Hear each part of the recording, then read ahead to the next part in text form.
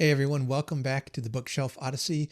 My name is Art, and today we'll be talking about Ray Bradbury. Ray Bradbury is one of my favorite writers of all time. Now, you may have heard of him. He's a classic American writer. He was born in 1920, I believe it was, in Waukegan, Illinois, and he has written such great classic stories like The Martian Chronicles and Fahrenheit 451, and the book I want to talk to you about today, which I'll mention in a minute. But he's also written hundreds and hundreds of wonderful short stories that range from science fiction to fantasy to horror to magical realism to just plain fiction. And he's a very prolific author and a very talented author. So in light of that, I have an announcement I want to share, but I'm going to wait to the end of the video. So you have to watch this whole thing before you find out what that special announcement is. And don't you dare look down at the timestamps to jump ahead to find out what that announcement is. You did it, didn't you? Well, okay, that's fine. Go ahead. I'll wait. You know, I've been wondering how kids today, what would they would think of Ray Bradbury. I first read him when I was about 13, 14 years old. And, you know, he just gripped me. And it's one of those writers you read and you realize they understand you. You understand them and you get their perspective. You get what they're trying to say. It's like there's this story that you understand and that understands you. And it's just a powerful moment. I had that with The Martian Chronicles and then Fahrenheit 451 as well. The other day, my daughter's coming home from school. So let me tell you the story. We got talking and she mentioned that they had to read a short story called The Sound of Thunder in class. And that really piqued my interest, you know, and then she said that they had to watch the movie too. And she didn't like the movie at all, which if you've seen that movie, I think it's from 2006, you know, it's probably not a very good one, but she said, I really liked the story. It was pretty awesome. She said. And then it turns out they also read All Summer in a Day, which is a science fiction themed short story that Ray Bradbury wrote. And it was first published in March of 1954 in the Magazine of Fantasy and Science Fiction. And it tells the story of a class of students on Venus where it rains for 7 years straight, nonstop, until for one moment on one day, it stops raining and the sun comes out. And so the classroom of children are excited to see that event happen. The teacher's planning a big epic field trip outside to see the sun come out. And so the teacher has all the students in the class write a story or a poem about the sun. And so there's one young student named Margot who wrote this pretty little poem. And it says, I think the sun is a flower that blooms for just 1 hour. And all the kids are making fun of her for that and saying, you know, that's not, you didn't write that. Someone else wrote it, you know, how kids can be. But what's classic Bradbury, there's this kind of dark twist to the story that the students then get so angry at Margot for writing this poem and for claiming to know what the sun looks like because she's moved from Earth to Venus.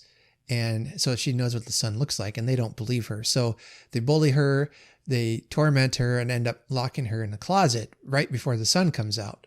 Bradbury just makes you so sympathetic for this poor young girl who misses the sun so desperately and is so unhappy on Venus that her parents are thinking of bringing her back to Earth after the school year. But anyway, all that aside, the kids lock her in the closet. The teacher comes back, doesn't realize Margot's missing. So I will have some minor spoilers for this story, just to let you know. You know, the kids all go outside, they enjoy it, and then they come back in and realize Margot is still in the closet. Boy, that has a different connotation today, doesn't it? And the story ends with all the kids opening the closet to let Margot out. And you never find out what happens. What happens after that? You're just left wondering. So the teacher, all that to say, my daughter's English teacher told the kids that their classroom assignment was to write a sequel to that story. What happened after they opened the closet? And I really want to read these kids' responses because my daughter was telling me some of them and it amazed me at the powerful emotion that Ray Bradbury's story released in these kids. She said a lot of them were pretty dark ending. There is one that said that Margot committed suicide in the closet. Somebody else said that when Margot came out, they wrote the story. Margot came out and killed everyone in her classroom. That probably involved a visit to the principal's office for that student, I'm guessing. My daughter wrote, she said she wrote that Margot then becomes possessed with demons and starts a cult or something like that, and begins this war against others. And yeah, just really almost Bradburian story, to be honest, that this demon possesses her, and she gets her revenge on all the other students for locking her in the closet, and other kind of scary and maybe angry responses to it. So overwhelmingly, the stories, they finished the story with much passion and anger in their stories, which really amazed me that Bradbury's story, though it was written back in 1954, it sparked such a passionate, angry outburst in these students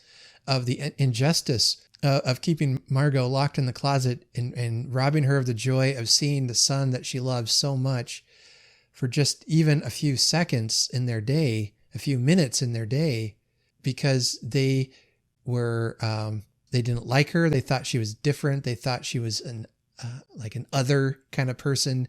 And they were maybe in some ways jealous that she knew what the son was like and they didn't. You know, what a very relatable story for even our world today.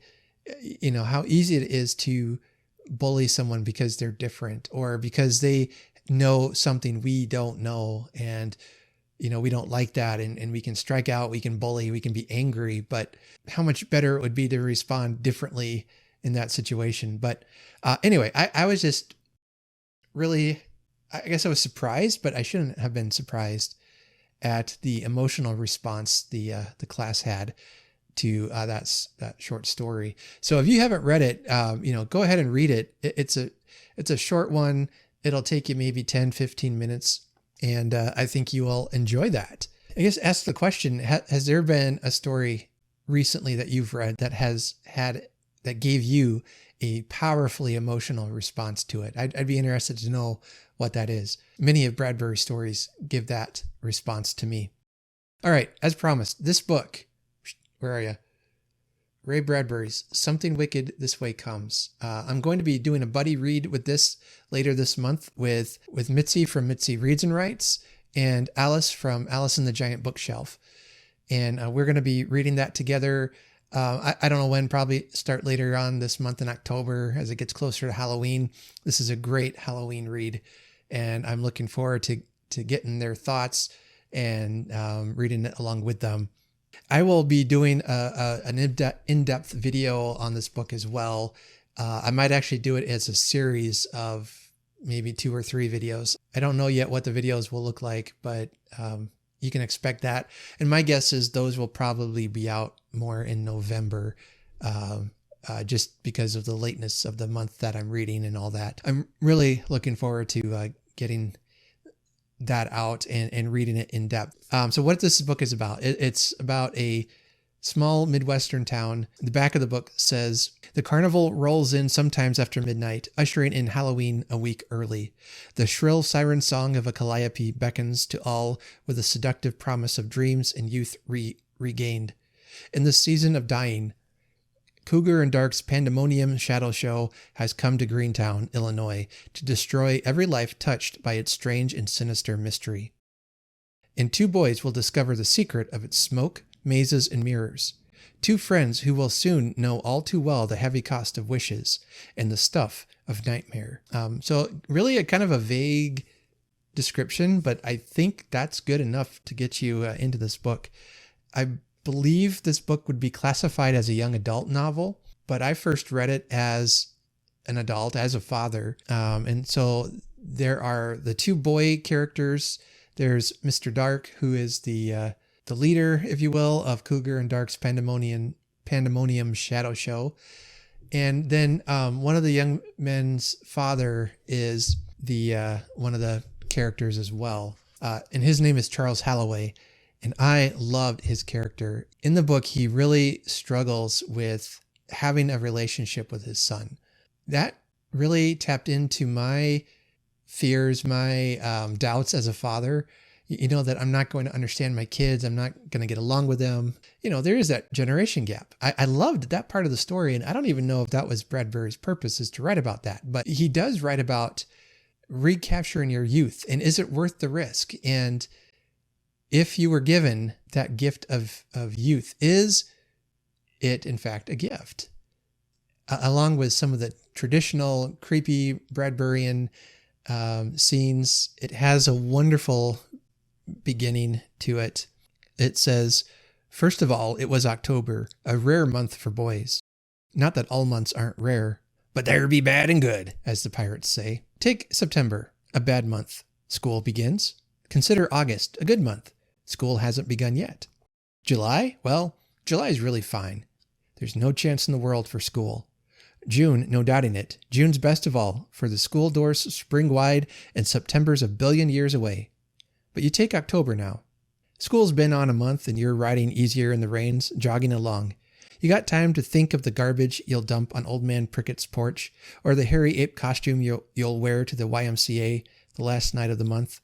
And if it's around October 20th, and everything's smoky smelling and the sky orange and ash gray at twilight, it seems Halloween will never come in a fall of broomsticks and a soft flap of bedsheets around corners.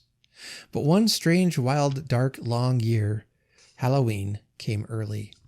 One year, Halloween came on October 24th, 3 hours after midnight." You can see it just from the opening, it draws you in with the mystery, setting the scene beautifully. So if you haven't read this book and you want to try and read it along with us this month, you're in for a treat. Okay, I feel like there was something. Oh yeah, I wanted to do a special announcement. Hello, if you've skipped ahead to watch only this portion of the video, shame on you. Make sure you go back and finish watching it. I see a lot of wonderfully profound things that you don't want to miss. Okay. All right, maybe not. But I want to start focusing some on some of my favorite writers more on my channel. So I've got some plans to talk about Dickens. I've got some plans to talk about Louise Penny, which brings me to Ray Bradbury. I want to talk more about Ray Bradbury as well. So what I want to do is invite you to read Ray Bradbury with me in I don't know what to call it yet, a short story book of the month, where each month I'm going to have an in-depth video about one of Bradbury's short stories. I'm going to talk about it, the history behind it, the themes in it, what it's about. And I invite you to read that story along with me. And I might then set up a Voxer channel or a Discord. I'm not always very active on those, but I'll try to do better at that. But so what I'll do is for a month, I'll pick a short story. We'll read it by a certain day, talk about it in the chat, and then I will make some sort of wrap-up video at the end. We may even do down the road, I might do like a live stream talking about the story, where I can get your reactions live, different things of that nature. So if that sounds like an interest to you, let me know in the comments below, and I'll send you a link to sign up. Either probably Discord, I think, is where I'd like to do that. But I have a Discord channel. I'd like to probably use it more. So I should have a channel there, and they'll have a page there for that. What I like about this idea is that Bradbury's short stories are his strength. He's written some great novels, but I think his short stories are some of his best work. And also, I know we're all in about 15 million different book clubs online and different things. And, I want to make sure that that we have time to do the reading. And so, most of his short stories you can read in 15 to 30 minutes. They're not long. Many of them are good and compelling. And honestly, it's going to be hard for me to only stick to one short story a month, but I don't want to overdo it with some of the other stuff I have planned. So I want to make sure I can commit to what I'm doing. So some things that will come out probably in the next couple weeks, I'll announce what our first short story will be. Many of them you can find in collections. You can find them online. I'll try to help direct you to that. I even found the story I talked about today. Somebody left an audio version on their YouTube channel, so you can go watch it that way. It'll be fun. I'm really excited about that, to dig deeper into some of his stories and to benefit from hearing feedback from you. You all have made reading Great Expectations just an absolute delight. I came away having a deeper understanding and greater appreciation for that book. So I can't wait to see how you're going to help me understand some of my favorite Bradbury short stories better. So if you're interested, go ahead and check out the links below. Let me know below, and I will get that Discord channel set up, hopefully by the time this video drops. So stay tuned. I will certainly have some kind of Bradbury related video for Halloween. So I'll announce it on Halloween, the story for November. The first part of November we'll read it. The second part of November we'll discuss it on Voxer or on Discord. And then that last week sometime I'll have the video wrap up of the story, as well as Bradbury trivia, information about the story.